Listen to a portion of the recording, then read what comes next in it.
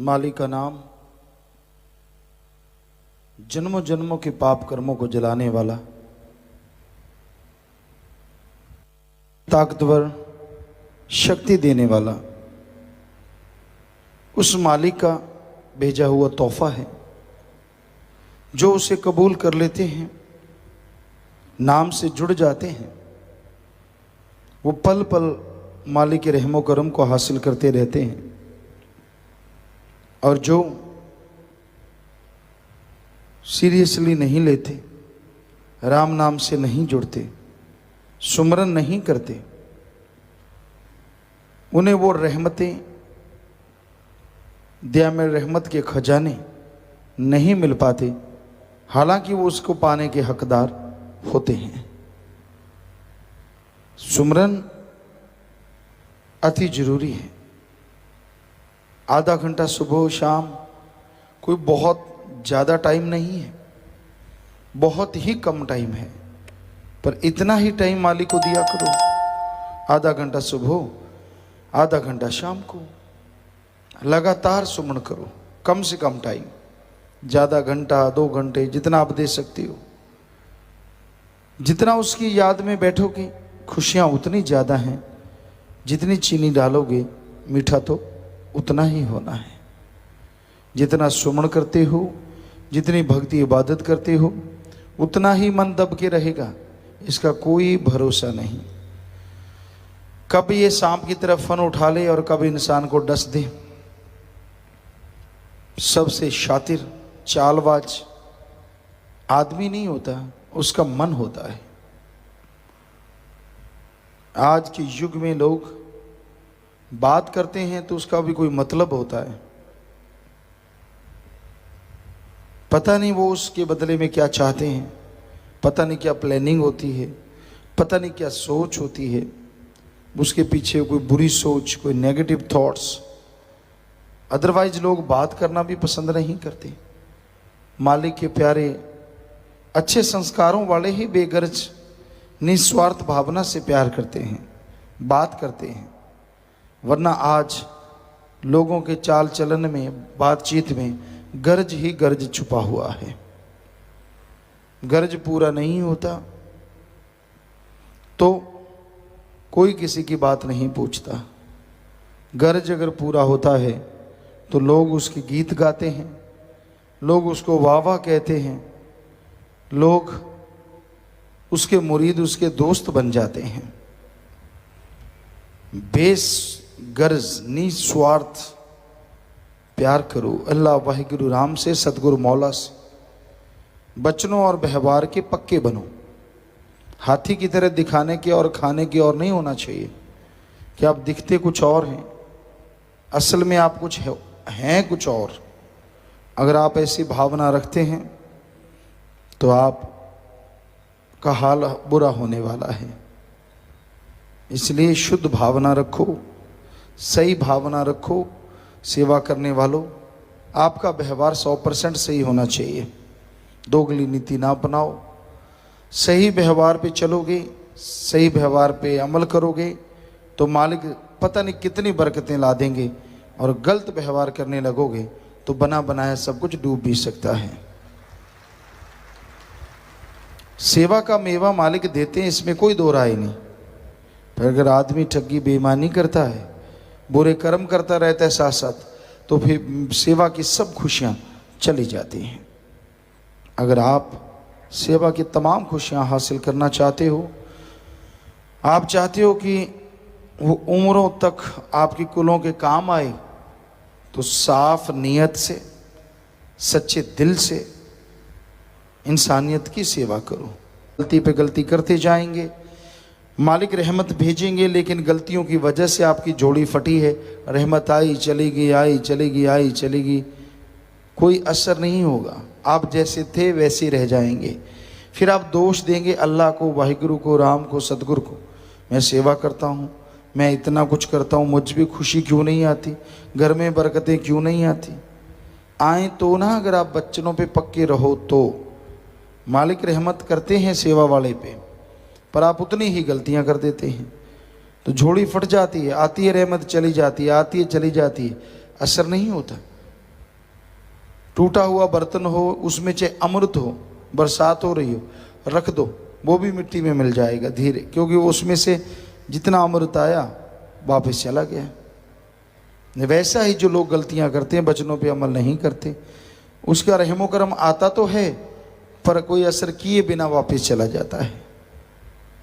एक साफ बर्तन हो, चाहे छोटा गिलास ही क्यों ना हो, अगर वो बिल्कुल साफ है तो अमृत की बरसात होती है, हरी रस की बरसात होती है, तो उस अमृत में, हरी रस में वो लबालब भर जाता है। यानी जितना उसका शरीर, वो तो सारा कुछ हासिल कर लिया।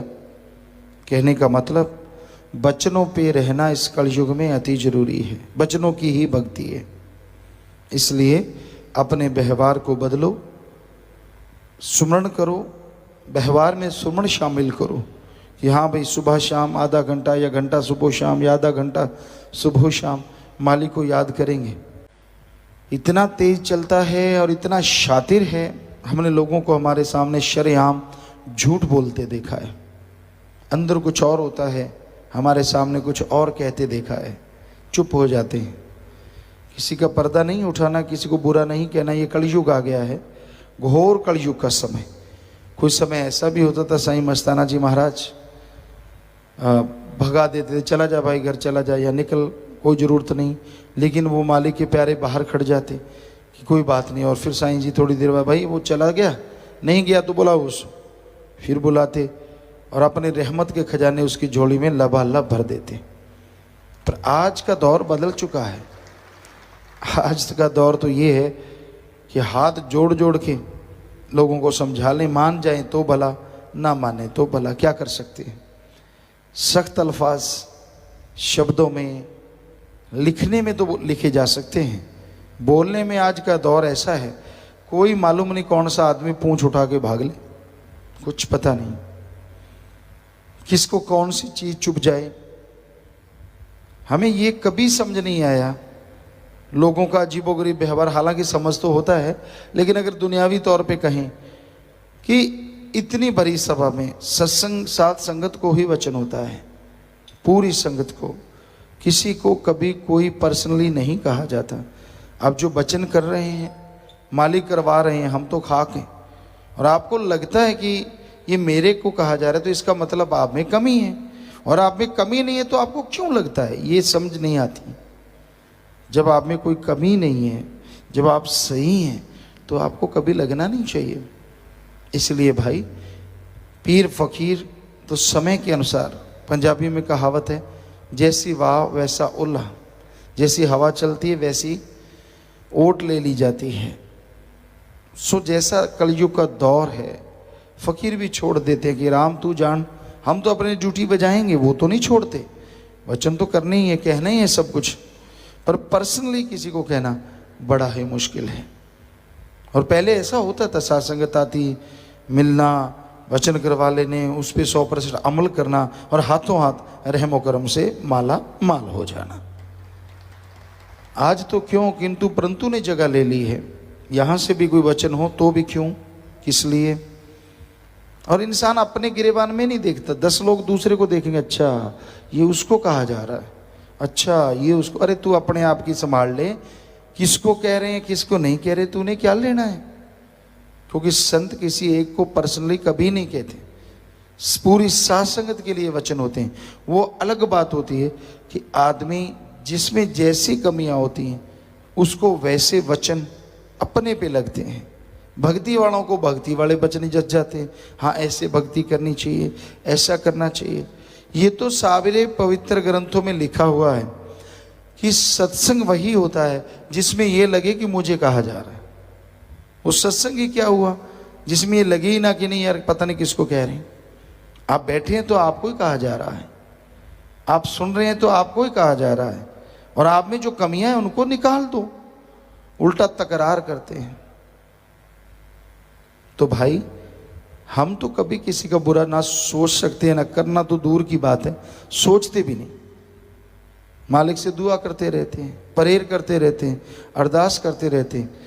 इंसान की मर्जी है उन वचनों को कैसे मानता है, अमल करता है, सुन के चलता है, या अपनी ईगो में, अपने अहंकार में, अपनी खुदी में डूबा हुआ पीर फकीर की बात को छोड़ देता है, अमल नहीं करता कि मेरी बेइज्जती हो जाएगी, अगर मैंने स्वीकार कर लिया लोग क्या कहेंगे, सारे खिल्ली उड़ाएंगे, वो नहीं मंजूर। अपना अहंकार सलामत रहे, चाहे कुलों की बर्बादी हो जाए, ये लोगों को मंजूर है। ऐसा हमने देखा है।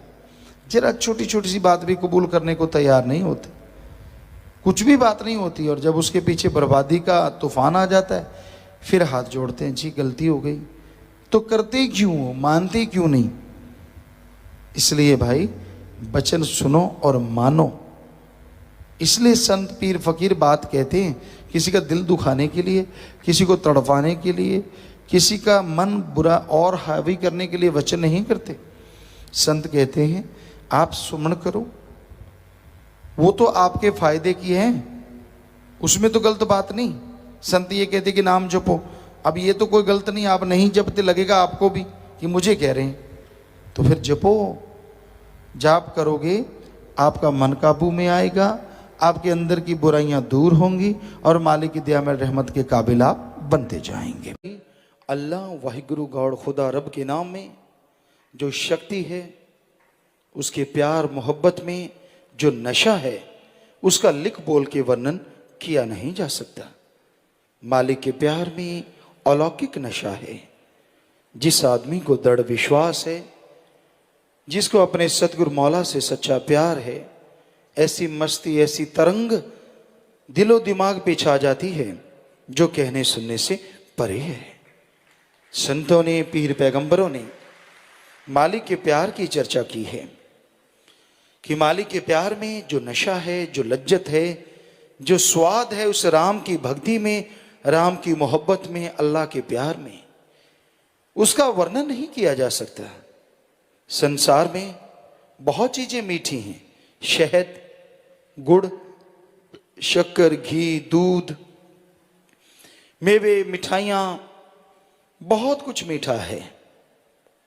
लेकिन हे राम, हे ईश्वर, तेरी मिठास, तेरे प्यार मोहब्बत की मिठास के सामने ये सब कुछ गंदगी है, तुच्छ है।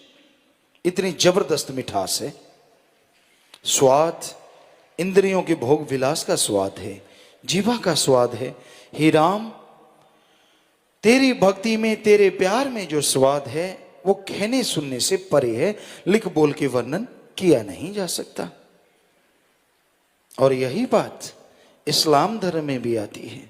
हे मालिक, तेरे प्यार मोहब्बत का एक पल, सारी जिंदगी तो बहुत बड़ी चीज, एक पल, सिर्फ एक पल यानी कुछ मिनट, मालिक तेरी याद का, तेरे दर्श दीदार का वो पल, तेरे प्यार मोहब्बत का वो पल, अगर उसकी वर्णन करें, उसकी तुलना करें तो मजाजी शराब के लाखों मटके भरे हों और तेरे नूरी स्वरूप की वो एक झलक, तेरे प्यार मोहब्बत का वो एक पल, उन लाखों करोड़ों मटकों से अरबों खरबों गुना ज्यादा नशा देने वाला है। और यही सिख धर्म में आता है कि वाहिगुरु, हे राम, तेरी मोहब्बत का नशा कहने सुनने से परे है।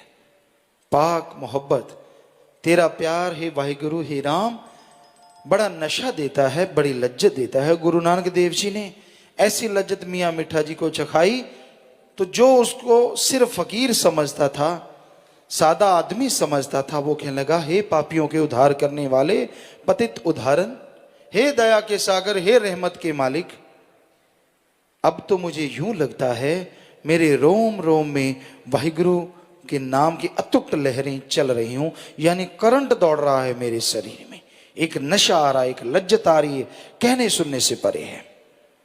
तो मालिक के प्यार में बेइंतहा नशा है, बेइंतहा लज्जत है, लेकिन मिलता उसको है जिसका दृढ़ विश्वास है।